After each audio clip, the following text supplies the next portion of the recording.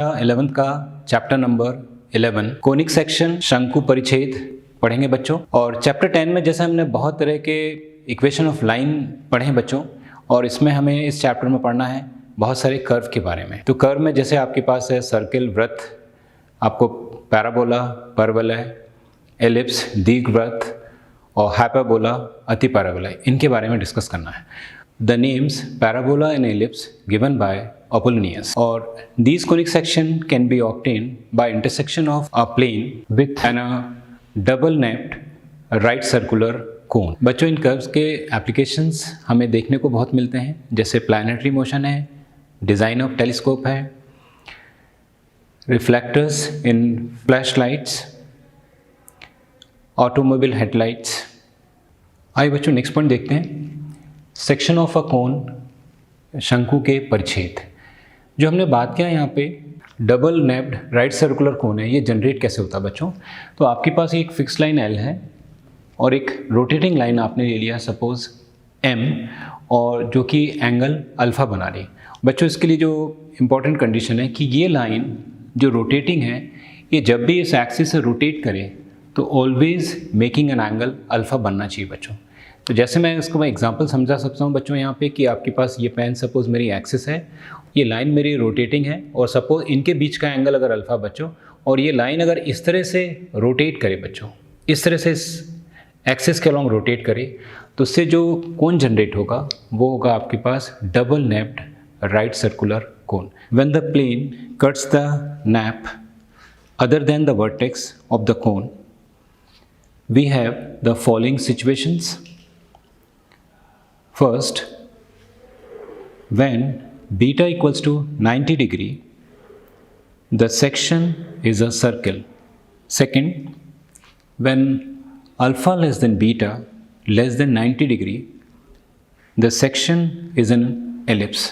Third, when beta equals to alpha, the section is a parabola. When 0 less than or equals to beta less than alpha, the plane cuts through both the naps and the curves of intersection is a hyperbola। बच्चों next point हम देखते हैं यहाँ पे, पहला हमारा curve है conic section का सर्कल। इसकी डेफिनेशन क्या है बच्चों? A circle is the set of all points in a plane that are equidistant from a fix point in the plane. The fix point is called center of the circle and the distance from the center to a point on the circle is called radius of the circle। आइए बच्चों next point देखते हैं, equation of a circle. बच्चों अगर आपके पास कोई एक circle given है, और जैसा हमने देखा ये होता सेंटर बच्चों, और जिसके कोऑर्डिनेट हम ले लेते हैं h, k, और सर्कल पे एक पॉइंट P ले लीजिए जिसके कोऑर्डिनेट x, y। बच्चों अभी तो हमारे पास एक फॉर्मूला मालूम है जो हमने 10th क्लास में भी पढ़ा हुआ है कि अगर ये डिस्टेंस की बात करें C से P तक का डिस्टेंस, तो ये बच्चों का डिस्टेंस R के बराबर। तो यहाँ C और P के बीच में अगर मैं डिस्टेंस बिटवीन 2 पॉइंट्स का फॉर्मूला लगा दूँ बच्चों, फॉर्मूला होगा √x2 - x1 whole square y2 - y1 whole square equals to R। ये डिस्टेंस हुआ बच्चों, और अगर मैं स्क्वायरिंग बोथ साइड कर दूँ तो मेरी इक्वेशन हो जाएगी x - h whole square y - k whole square equals to R square. तो बच्चों ये हो जाएगी मेरी इक्वेशन ऑफ सर्कल। आइए बच्चों इसमें केस देखते हैं कि यदि मुझे सेंटर मेरा 0, 0 होता है, तो इसमें h की जगह 0 और k की जगह 0 रखेंगे तो आपकी इक्वेशन ऑफ सर्कल हो जाएगी x square plus y square equals to R square. आइए बच्चों एक क्वेश्चन हम लोग सॉल्व करते हैं। Find the equation of the circle with centre -3,2 and radius 4, केंद्र -3,2 तथा त्रिज्या 4 इकाई वाले वृत्त का समीकरण ज्ञात कीजिए। आइए बच्चों देखते हैं इस क्वेश्चन का हल क्या है। आपको गिवन है बच्चों यहाँ पे कि एक सर्कल जिसका सेंटर है -3,2 और रेडियस है 4 बच्चों, और हमें इक्वेशन ऑफ सर्कल मालूम है कि x - h का whole square plus y - k का whole square equals to R square. इसमें h और k की वैल्यूज़ अगर हम सब्स्टिट्यूट कर दें बच्चों, तो ये हो जाएगा x + 3 का होल स्क्वायर y - 2 का होल स्क्वायर इक्वल्स टू 4 का होल स्क्वायर। और इस समीकरण को जब हम हल करेंगे बच्चों तो इक्वेशन कुछ इस तरह से हो जाएगी x² + 9 plus 6x plus y square plus 4 minus 4y equals to 16। इस 16 को अगर मैं लेफ्ट हैंड साइड शिफ्ट कर लूँ बच्चों तो मेरी इक्वेशन कुछ इस तरह से हो जाएगी, x square plus y square plus 6x minus 4y, 9 plus 4 13 और 16 को शिफ्ट किया बच्चों तो 13 माइनस 16 माइनस 3, तो ये इक्वेशन होगी माइनस 3 इक्वल्स टू 0। बच्चों एक चीज़ नोटिस करिएगा कि हम वृत्त के जितने भी सवाल को हल करते हैं तो वृत्त की जो कंडीशन होती है बच्चों कि the coefficient of x square and y square are unity और सेम। जब भी हम वृत्त की समीकरण निकालेंगे तो एक्स स्क्वायर और वाई स्क्वायर के जो कोफिशिएंट होना चाहिए बच्चों वो सेम होना चाहिए या यूनिटी होना चाहिए। आइए बच्चों अगला क्वेश्चन हल करते हैं। Find the centre and radius of the circle x square plus y square plus 8x plus 10y minus 8 equals to 0। वृत्त x square plus y square plus 8x plus 10y minus 8 equals to 0 का केंद्र तथा त्रिज्या ज्ञात कीजिए। बच्चों इस question का हल देखते हैं। X square plus y square plus 8x plus 10y minus 8 equals to 0 आपको इक्वेशन गिवन है और इस वृत्त का समीकरण से आपको सेंटर और रेडियस निकालना है। तो सबसे पहली चीज़ की गिवन इक्वेशन में जो कॉन्स्टेंट टर्म होती है बच्चों इसको हम राइट हैंड साइड में शिफ्ट कर लें। तो पहले मैंने लिखा इसको बराबर 8। फिर सबसे पहले आपने दो टर्म्स लिया एक्स स्क्वायर और 8x, तो आपने लिखा एक्स स्क्वायर और प्लस यहाँ बच्चों 8x। इस वाले फॉर्मेशन में जो हमने 10th क्लास में पढ़ा हुआ था कंप्लीटिंग स्क्वायर वाले फॉर्मूले से हम इसको सॉल्व करें बच्चों। तो कंप्लीटिंग स्क्वायर में एक्स स्क्वायर मेरे लिए बन जाएगा ए स्क्वायर और फॉर्मूले में ये होगा बच्चों 2ab। और आप देख रहे हैं यहाँ पे कि अगर प्लस है तो बच्चों कंप्लीटिंग स्क्वायर में दो ही फॉर्मूले होते हैं, या तो a plus b whole square या a minus B whole square. तो यहाँ पे देख रहे हैं चूँकि 8x आपका प्लस में है तो ये होगा a plus b whole square और आपको चाहिए 2ab। तो इस 8 को हम ब्रेक कर सकते हैं बच्चों 2 इंटू 4 इंटू एक्स में। तो ये हो जाएगा आपका 2, ये हो जाएगा बच्चों a और ये हो जाएगा आपका b। तो कंप्लीटिंग स्क्वायर में प्लस बी स्क्वायर जोड़ना बच्चों, तो 4 का स्क्वायर 16 अगर आपने लेफ्ट हैंड साइड में जोड़ा तो यही आपको राइट हैंड साइड में भी जोड़ना बच्चों। इसी तरह से हम अगर वाई स्क्वायर में देखें तो वाई स्क्वायर आपके पास है यहाँ पे और यहाँ 10y है बच्चों। इसको अगर हम 2ab के फॉर्म में लिखें बच्चों तो इसको लिख सकते हैं 2 इंटू 5 इंटू वाई। तो ये जो 5 है ये बन गया आपके लिए b। कंप्लीटिंग स्क्वायर के लिए आपको प्लस बी स्क्वायर लेना है, तो यहाँ पे अगर आपने 25 जोड़ा तो यहाँ भी आपको 25 जोड़ना है बच्चों। इस तरह से आपका x वाली टर्म्स और y वाली टर्म्स कंप्लीटिंग स्क्वायर के फॉर्मेशन में जाती है बच्चों। तो आपका फॉर्मेशन हो जाएगा बच्चों a square plus b square plus 2ab, तो a plus b whole square और यहाँ पे भी a square plus b square plus 2ab, तो a plus b whole square. और बच्चों राइट हैंड साइड में अगर जोड़ें तो यह जाएगा 49। इस इक्वेशन को अगर हम अपनी सर्किल की इक्वेशन से कंपेयर कर दें बच्चों कि x माइनस एच का होल स्क्वायर y माइनस के का whole square equals to R square, तो आप देखेंगे कि यहाँ पे माइनस एच है, यहाँ प्लस 4 कंपेयर करेंगे तो minus h is equals to 4, h is equals to minus 4। यहाँ माइनस के और प्लस 5 है बच्चों, तो माइनस के इक्वल्स टू 5, के इक्वल्स टू माइनस 5। और अगर यहाँ पे देखें आर स्क्वायर अगर आपका 49 है तो आर की वैल्यू कितनी हो जाएगी 7। तो इस तरह से हमारे सर्किल का सेंटर हो जाएगा बच्चों -4, -5 एंड रेडियस कितना हो जाएगा 7। आइए बच्चों अगला क्वेश्चन देखते हैं। Find the equation of the circle passing through the points 2, 3 and -1, 1 and whose center is on the line x minus 3y minus 11 equals to 0। बिंदुओं 2, 3 और -1, 1 से जाने वाले वृत्त का समीकरण ज्ञात कीजिए जिसका केंद्र रेखा x minus 3y minus 11 equals to 0 पर स्थित है। आइए बच्चों इस क्वेश्चन का हल देखते हैं। जैसा आपको दिया हुआ है कि इस सर्किल पे दो पॉइंट है, 2, 3 -1, 1 और एक रेखा x minus 3y minus 11 equals to 0, ये उस वृत्त के सेंटर से पास होती बच्चों। तो सबसे पहली चीज़ अगर मैंने इस वृत्त के सेंटर अगर अज्यूम कर लिया बच्चों h, k जो मुझे निकालना है, और इस वृत्त पे दो पॉइंट है बच्चों और जो प्रॉपर्टी मालूम है कि सर्किल के सेंटर से सर्किल के किसी भी पॉइंट को अगर अपन ज्वाइन करेंगे तो वो डिस्टेंस किसके बराबर होगा, उसके रेडियस के बराबर होगा। तो यहाँ पे अगर ये पॉइंट को मैं नेमिंग ए कर दूँ बच्चों तो सी आपका रेडियस के बराबर हो जाएगा। उसी तरह से मैं इस पॉइंट बी को ज्वाइन कर दूँ बच्चों तो ये हो जाएगा सी बी रेडियस के बराबर हो जाएगा। तो यहाँ पे अगर मैं सी ए की इक्वेशन निकालूँ बच्चों दैट इज़ 2 - h का होल स्क्वायर प्लस 3 - k का whole square equals to R square, ये पहली समीकरण हो गया बच्चों। इसी तरह से अगर मैं सी बी की इक्वेशन निकालूँ तो -1 माइनस एच का होल स्क्वायर प्लस 1 माइनस के का whole square equals to R square. ये दो समीकरण हैं बच्चों यहाँ पे, और दोनों समीकरण के देखिए राइट हैंड साइड इक्वल है, तो इनके लेफ्ट हैंड साइड भी क्या होंगे बच्चों, इक्वल होंगे। तो इनके अगर हम दोनों इक्वेशंस को अगर इक्वेट कर दें राइट हैंड साइड को, तो इक्वेशन कुछ आपकी इस तरह से हो जाएगी 2 माइनस एच का होल स्क्वायर प्लस 3 माइनस के का whole square equals to -1 minus H का होल स्क्वायर प्लस 1 माइनस के का होल स्क्वायर। अब आप यहाँ पे a minus B whole square का फॉर्मूला लगा दें बच्चों, तो 4 plus H square minus 4h plus 9 plus K square minus 6k equals to, बच्चों दोनों अगर नेगेटिव है, अगर मैं यहाँ से माइनस साइन कॉमन करके स्क्वायर करूँ तो भी स्क्वायर पॉजिटिव हो जाएगा। तो जनरली बच्चों को कन्फ्यूज़न होता है कि माइनस ए माइनस बी होल स्क्वायर हो तो हम किस तरह से आइडेंटिटी लिखेंगे। तो यहाँ पे अगर आप माइनस साइन कॉमन कर लेते हैं तो माइनस का स्क्वायर क्या हो जाएगा बच्चों, प्लस, और जो ब्रैकेट के अंदर वाली चीज़ है वो क्या हो जाएगी, पॉजिटिव। तो आपका इक्वेशन हो जाएगी 1 plus H square plus 2h plus 1 plus K square minus 2k।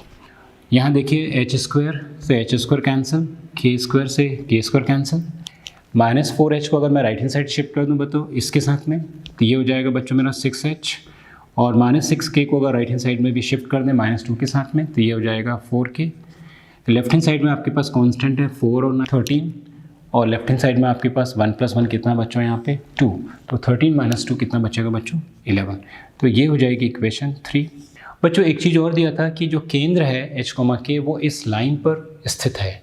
इसका मतलब है कि ये पॉइंट इस लाइन को क्या करेगा, सेटिस्फाई करेगा। तो आपकी इक्वेशन हो जाएगी बच्चों h - 3k - 11 इक्वल्स टू 0। इस -11 को अगर मैं लेफ्ट हैंड साइड शिफ्ट कर दूँ बच्चों, तो ये इक्वेशन होगी h - 3k इक्वल्स टू 11। ये हो जाएगा समीकरण 4। अब अगर मैं इक्वेशन 3 और 4 को सॉल्व कर लूँ बच्चों, जो मैंने 10th क्लास में पढ़ा हुआ है साइमल्टेनियस इक्वेशन से, तो मुझे उस वृत्त का जो सेंटर है बच्चों उसके कोऑर्डिनेट मिल जाएंगे। आइए इसको सॉल्व करते हैं बच्चों। इक्वेशन 3 और ये इक्वेशन 4 है बच्चों, और चूँकि के में साइन अपोजिट है, मान लीजिए के को अगर मैं एलिमिनेट कर दूँ बच्चों, तो समीकरण 3 में मुझे मल्टीप्लाई करना पड़ेगा 3 से, और इक्वेशन 4 में मल्टीप्लाई करना पड़ेगा 4 से।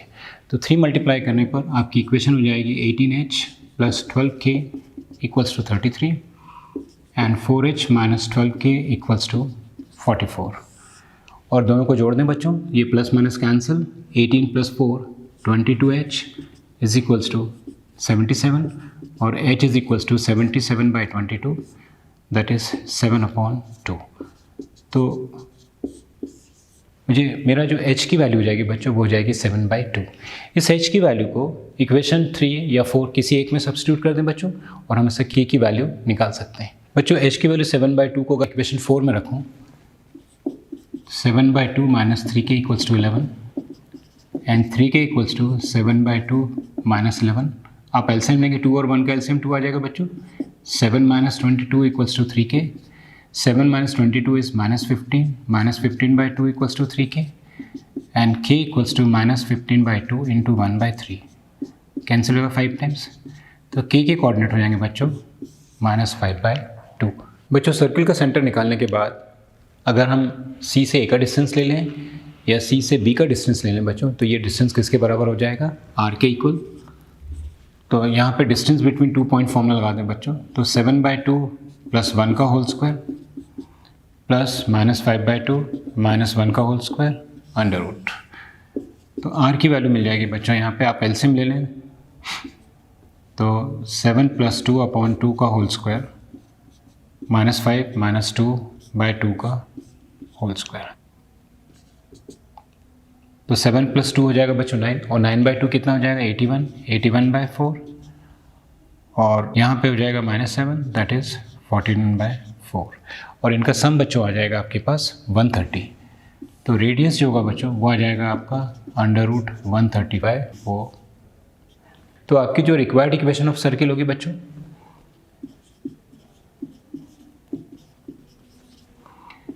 x - 7/2 का होल स्क्वायर प्लस y + 5/2 का होल स्क्वायर इक्वल्स टू 134/4 बच्चों। और इसको अगर थोड़ा हम हल कर लें बच्चों a - b होल स्क्वायर के फॉर्मूले से, तो ये हो जाएगा x² + 49/4 - 2x × 7/2 plus y square plus 25/4 plus 2 into y into 5/2 equals to 134/4 बच्चों। ये 2 से 2 कैंसिल हो जाएगा आपका यहाँ पे। तो आपकी इक्वेशन हो गई x square minus 7x plus y square plus 5y। अब बच्चों अगर मैं इस टर्म्स को अगर सिंप्लीफाई कर दूँ तो 49/4 प्लस 25/4, तो ये बच्चों आ जाएगा आपका 74/4 और माइनस 134/4 करेंगे बच्चों। X square plus y square minus 7x plus 5y बच्चों। तो 74 माइनस 130 इज़ माइनस 56 और माइनस 56/4 तो माइनस 14 आ जाएगा बच्चों। तो आपकी रिक्वायर्ड इक्वेशन हो जाएगी x square plus y square minus 7x plus 5y minus 14 equals to 0। और बच्चों नेक्स्ट पॉइंट देखते हैं, parabola definition. A parabola is the set of all points in a plane that are equidistant from a fixed line and a fixed point not on the line in the plane. एक परवलय तल के उन सभी बिंदुओं का समुच्चय है जो एक निश्चित सरल रेखा और तल के एक निश्चित बिंदु जो रेखा पर स्थित नहीं है से समान दूरी पर है।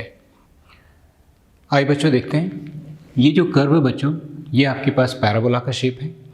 और पैराबोला के शेप में जैसा भी आपने डेफिनेशन पढ़ी बच्चों यहाँ पे कि ये इसकी एक्सिस हो गई, इस एक्सिस पे एक पॉइंट आपने ले लिया F जिसको हम कहते हैं फोकस, और ये जहाँ पे इंटरसेक्शन पॉइंट होता है बच्चों एक्सिस का ये कहलाता है आपके पास वर्टेक्स। और कंडीशन होती है बच्चों यहाँ कि वर्टेक्स से फोकस तक का जितना डिस्टेंस होगा बच्चों उतना ही वर्टेक्स से फिक्स्ड स्ट्रेट लाइन के बीच का डिस्टेंस होता है बच्चों। और ये जो फिक्स्ड इक्वेशन ऑफ लाइन है जिसको हम कहते हैं इक्वेशन ऑफ डायरेक्ट्रिक्स। तो डेफिनेशन के अकॉर्डिंग बच्चों कंडीशन हो जाएगी आपकी PF इक्वल्स टू PM। आइए बच्चों नेक्स्ट पॉइंट देखते हैं, स्टैंडर्ड इक्वेशंस ऑफ पैराबोला, परवलय का प्रामाणिक समीकरण। आइए बच्चों हम देखते हैं स्टैंडर्ड इक्वेशन ऑफ पैराबोला का डेरिवेशन।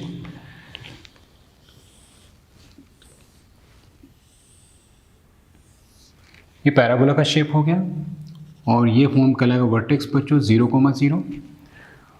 वर्टेक्स से जो फिक्स पॉइंट होता है बच्चों फोकस, ये डिस्टेंस में लेके चलता हूँ A, तो इसके कोऑर्डिनेट 1,0। और बच्चों जो बेसिक कॉन्सेप्ट है कि वर्टेक्स से फोकस तक का जितना डिस्टेंस होगा उतना ही उसके अपोजिट में फिक्स्ड स्ट्रेट लाइन का डिस्टेंस होगा बच्चों।